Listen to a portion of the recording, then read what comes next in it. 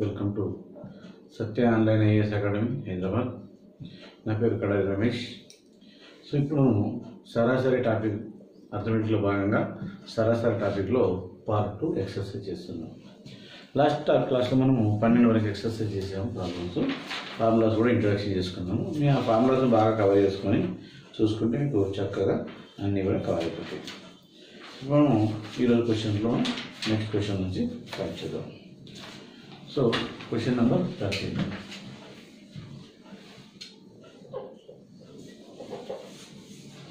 పదిహేను సంఖ్యల సరాసరి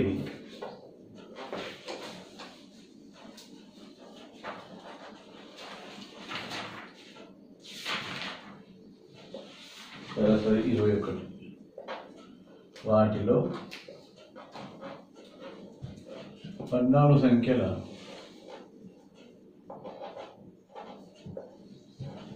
సరాసరి 22 అయిన మొదటి సంఖ్య ఎంత?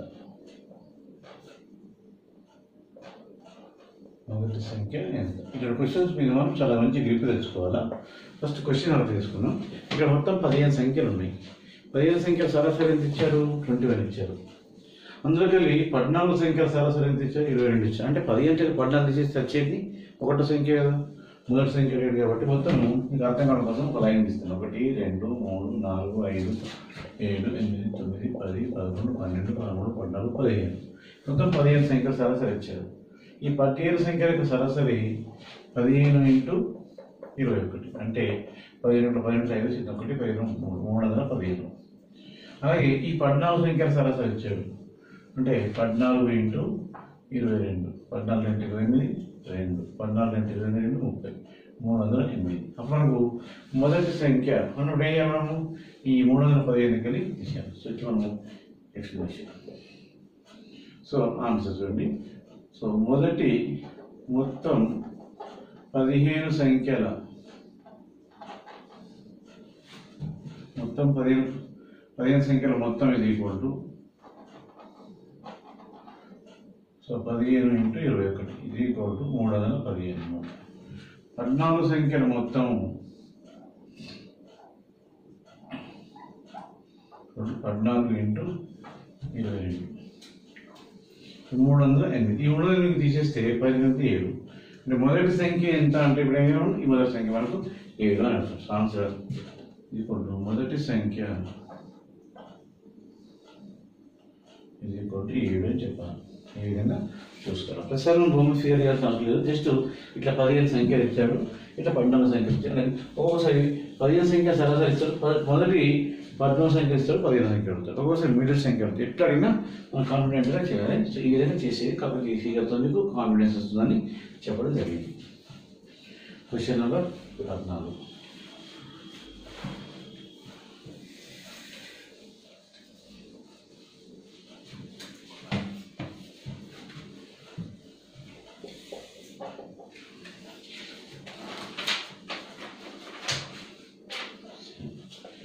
పదిహేను వరుస సంఖ్యల సరాసరి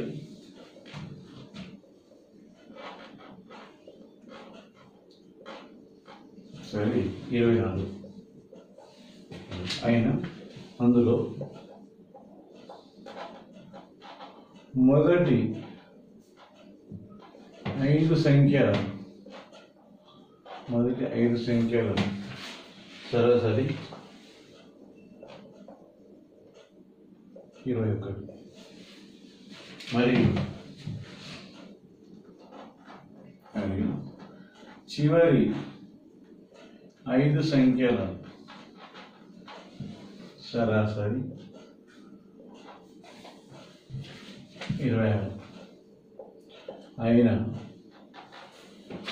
మధ్యలో గల 5 సంఖ్యల సరాసరి ఎంత?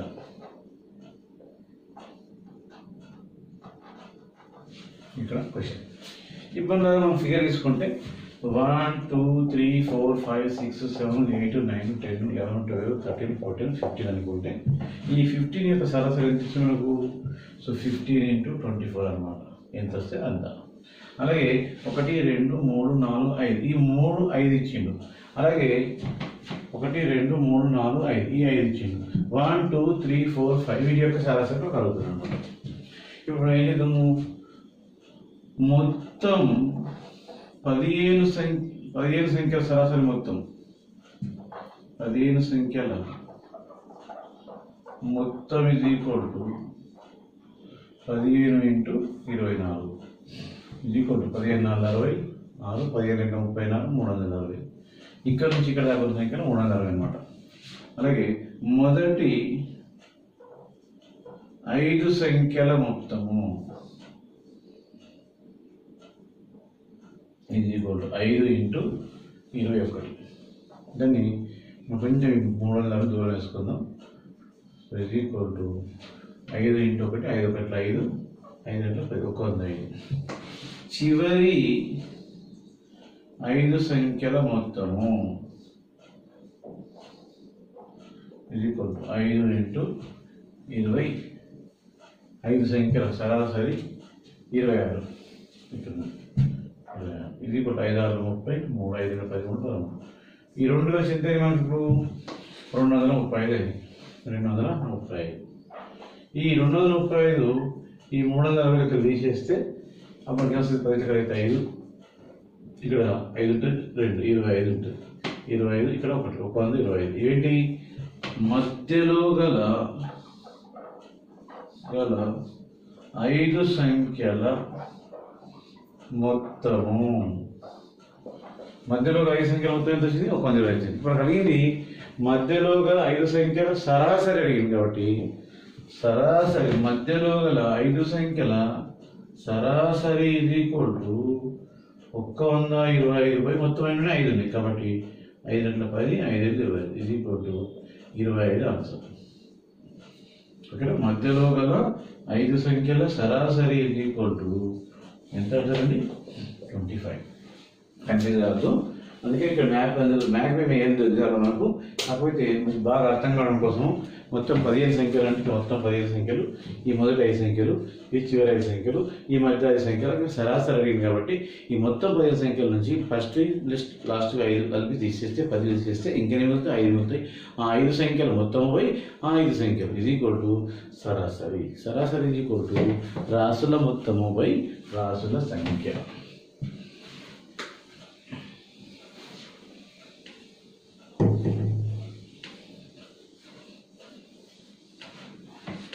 Question number 13.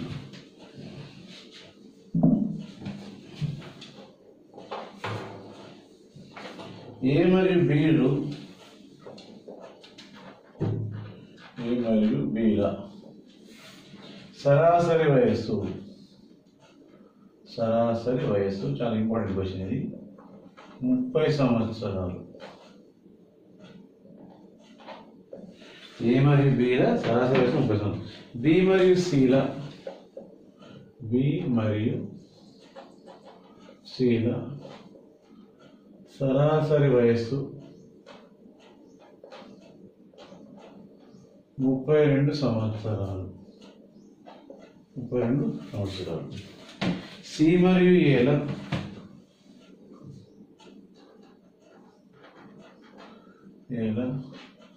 సరాసరి వయస్సు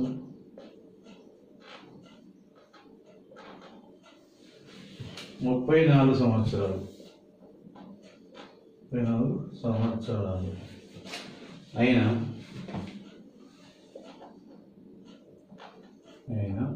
C వయస్సు ఎంత?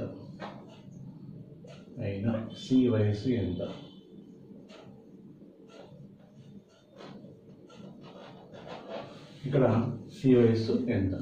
ఇక క్వశ్చన్ ఏంటి? A మరియు Bల సరాసరి వయస్సు ఇచ్చింది. A ప్లస్ B సరాసరి వయస్సు అంటే A ప్లస్ B/2 అని అర్థం. B ప్లస్ C సరాసరి అంటే B plus C/2. C plus C సరాసరి అంటే C ప్లస్ A/2 అనమాట. కాబట్టి ఇక్కడ మనకు A plus B/2 is equal to 30, B plus C/2 is equal to 32, C+A/2 = 34. దీన్ని ఏమని రాసుకున్నాము? A+B ఇలా వయస్సు ఈ 2 × 30 అనమాట. ఎంత అవుతుంది? 2 × 30 60 సంవత్సరాలు రాసుకోవాలి. ఎట్లా వచ్చింది 60 సంవత్సరాలు? A+B = 2 × 30. ఇది మనం 2 × 30 రాసుకుంటాం అనమాట. అప్పుడు మనకి 60 సంవత్సరాలు. B+Cల వయస్సు = 32 × 2 64. C+Aల వయస్సు = 34 × 2 2 4 8 2 6 2 3 68. ఇప్పుడు మనకు A+B+Cల వయస్సు = 8 12 చేద్దాం. 1 6 192 సంవత్సరాలు అనుకుంటాం, కానీ తప్పు. ఇక్కడ A+B+C రాదు. ఇక్కడ A+B+C C+A అంటే ఏమైంది? ఇక్కడ 2 Aలు ఉన్నాయి, 2 Bలు ఉన్నాయి, 2 Cలు ఉన్నాయి. కాబట్టి దీన్ని మనం కామన్ తీసుకోవాలి. 2 కామన్ తీసుకుంటే ఏమైతే అప్పుడు? సో 2 × A+B+C అవుతుంది. 2 × A+B+C = 192 సంవత్సరాలు. ఇప్పుడు ఏం చేయాలి? A+B+C = 192/2 = 18 2 6 12. అంటే A+B+C = 96 సంవత్సరాలు. మనకి ఇక్కడ ఎవరు అడిగిండు? C అడిగిండు. C వయస్సు ఎంత? C వయస్సు = A+B+C - A+B అనమాట. ఎప్పుడైనా మనకు C వయసు రావాలంటే ముగ్గురు వయసు 96 సంవత్సరాలు. A+B వయసు ఇచ్చాడు మనకు ఫస్ట్లో 60 ఇచ్చాడు. కాబట్టి = 96 - 60 36 సంవత్సరాలు. ఇట్లా చాలా జాగ్రత్తగా కాన్ఫిడెంట్గా చేసుకోవాలి. ఎందుకంటే ఇక్కడ మనకు సరాసరి వయసు ఇచ్చాడు A+Bది. నేను కన్ఫ్యూజ్ అయిపోయి A+B = 30 అని రాయదండి. A+B = 30 × 2. ఎందుకంటే బేస్ 2 ఉన్నది కాబట్టి అక్కడ 60 అవుతుంది. B+C = 64 అవుతుంది. C+A = 68 అవుతుంది. ఇవన్నీ కుడితే 2 of A+B+C వయసు అవుతుంది 192 సంవత్సరాలు. దాన్ని 2తో భాగిస్తే 96 సంవత్సరాలు వస్తుంది. ఈ 96 అనేది ఎవరు అవుతుంది? మనకు A+B+C అవుతుంది. కాబట్టి A+B అవుతుంది మనకు 60 years ఉంది. కాబట్టి ఈ 96 60 తీసేస్తే 36 సంవత్సరాలు. అది C వయస్సు. Clear? Right. Next question. Complicated question ఇది.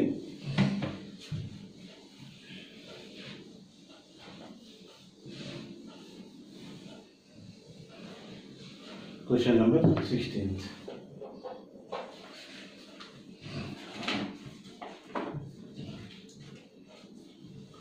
సో 24 విద్యార్థుల సరాసరి వయస్సు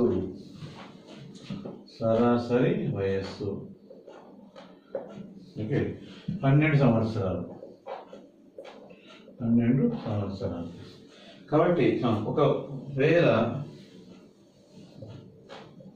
ఒకవేళ వారిలో ఒక టీచర్ కలిస్తే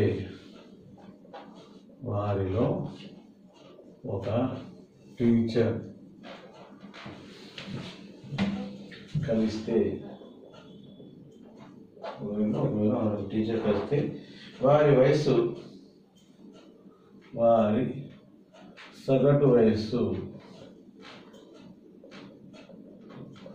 1 సంవత్సరం పెరుగును.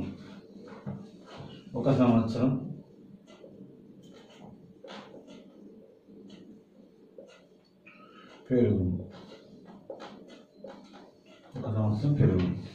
అయినా టీచర్ వయస్సు ఎంత?